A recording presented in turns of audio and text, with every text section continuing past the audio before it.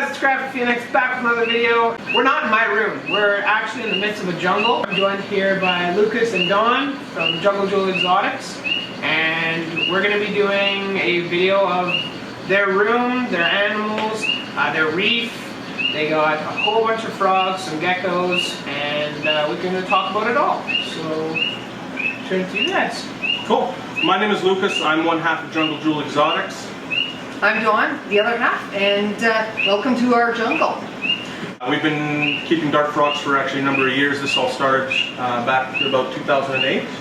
Yeah, I had gone to Costa Rica several years ago and was amazed and loved the environment out there and stuff like that, and wanted to bring it home, and started to look into it and discovered that you can actually keep dart frogs in captivity, and they're actually quite easy to do. And so I got my first dart frogs about 10 years ago, and it's grown from there. How many species would you think you guys have? We currently have over 40 species of dart frogs and a few different geckos as well that we're working with. Actually, dart frogs in the wild do have some poisons and toxins. It's more, most of them, 90% of them are very, very mildly poisonous in the wild. Something similar to what a ladybug would have. But in captivity, they actually have zero poisons and toxins because of what they feed on in captivity. It's not the same thing as they feed on in the wild. And primarily they get their toxins from the beetles and their insects that they eat in the wild, so that's why when you're talking about captivity, you don't really have to worry about any of the poisons, or don't have to freak out when you're touching them. Obviously it's not a great idea to hold them. I wouldn't hold the frogs, and that's because it's for their protection.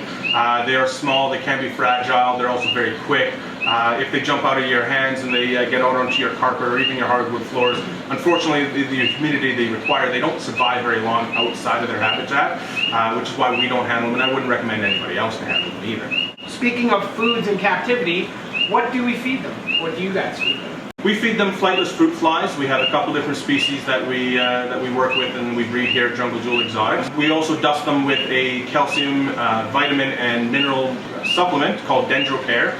That's to supplement the diet that they would be getting in their native habitat. We also do use a few other species of feeder insects. Bean beetles are a really good choice for adding variety to the diet of larger frogs, as well as isopods and springtails, which are great for cleanup crews in the tank, but are also supplementary food for the frogs to eat. And for the larger species of frogs, like the larger tree frogs, you can feed them pinhead. What kind of care do dart frogs need? Like what would you say a typical tank should have? When you're working with a bioactive vivarium, there's several things that you're going to be putting into place there. You're going to be working with live plants as opposed to artificial. Well, you could use artificial. Unfortunately, it doesn't keep the same humidity and the same habitat that the frogs enjoy.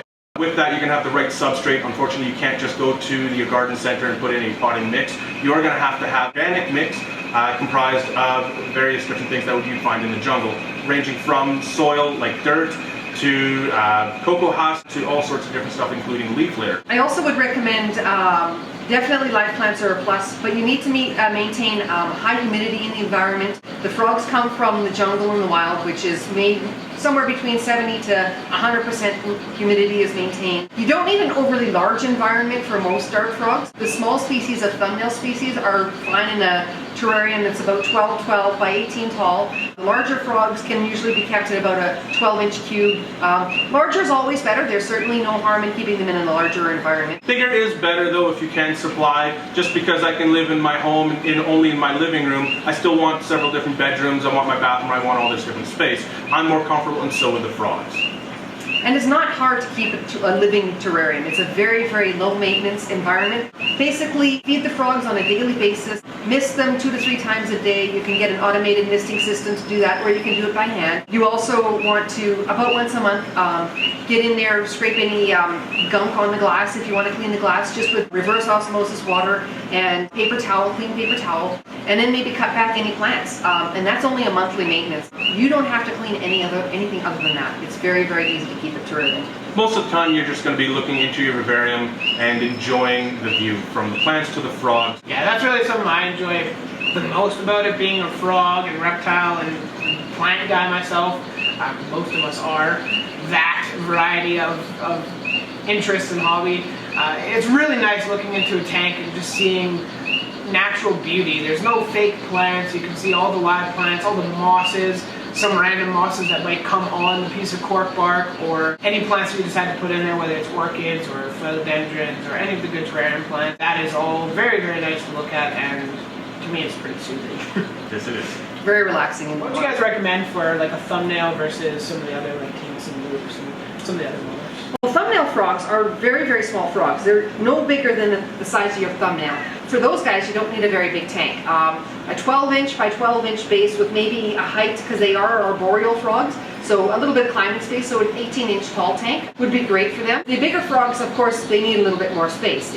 And also, the more frogs you keep, the larger the space needs to be. A minimum size for the bigger frogs like your lukes and any of the dendrobates, so Leucomelas tinctoris or Aratus generally need a minimum of 12 inches by 12 inches. And you can go in heights if you want, but those guys don't tend to climb as much. When dealing with the tinks, if you're keeping a pair, I'd recommend no less than an 18 by 18 inch exoterra tank. Talking about that, how long do you expect them to live for? Generally, the lifespan of frogs, if well taken care of and properly fed and everything like that, they actually live a very long time.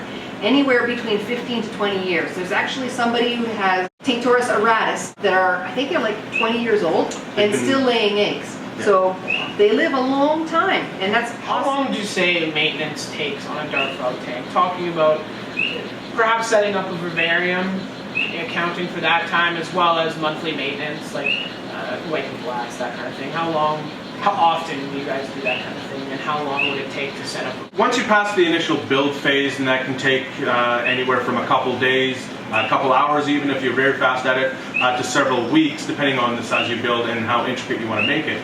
The actual maintenance of a live vivarium is very minimal, from cleaning the glass to trimming back plants. Per tank, I would expect to spend only a few minutes actually maintaining the tank, and the rest of the time enjoying it. I'm a little kid. I'm walking into your store, and I want to keep a Ranatomea or a thumbnail and some of the other frogs, or mixing different species of the other frogs.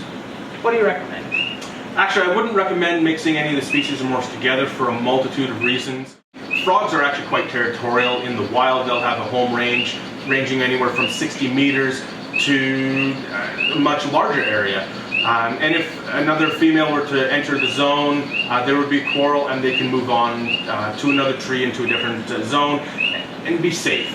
Unfortunately, in a vivarium, even if you do have a large one, it isn't enough space, and they will get stressed out, and unfortunately, it's the animal that pays the ultimate price.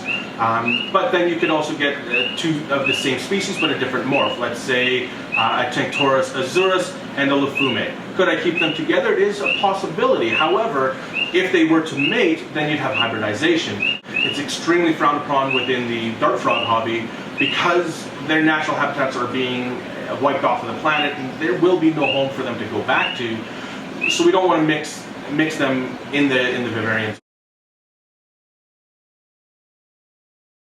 Keeping a dart frog vivarium is an extremely low maintenance, very easy to do if you do it correctly, and very, very enjoyable. And I will warn you, very addictive. They're like an aquarium, like a reef aquarium. So you're not only enjoying the animals themselves, you're enjoying the environment that they live in. The plants are a wonderful part of it. You can get some very difficult to grow plants that thrive in the vivarium, in the high humidity of a vivarium. It's addictive, and just give it a try, and you'll love it. They're really, really cool. If you have any further questions about what we do, you can hop online to www.junglejewelexotics.com. You can like us on our Facebook page, Jungle Jewel Exotics. And of course, we are developing our own YouTube channel, Jungle Jewel Exotics on YouTube. Follow us there. You can follow me on Twitter, @CanadianFrogger. Right on, guys. Well, I want to thank Don and Lucas for being here and sharing their slice of the forest with us. Alright guys, so I really hope you enjoyed this video. I had a blast doing it and filming and seeing all the different species of frogs. It is definitely poking, prodding me to get more and more frogs. It's terrible. It's addictive? Oh yeah, a little bit, just Yeah. a little. Similar to reptiles. True enough. If you guys want to see more videos like this, let me know in the comment section down below. If you have any questions, comments, concerns, anything you want to say, of course, leave it down below. I do respond to pretty much everything. If you like the video, drop a like. I want to see few likes down there. I feel like you guys will enjoy this video, as well as for more frog, reptile, and aquarium videos in the future, subscribe to my channel. Grab Phoenix, I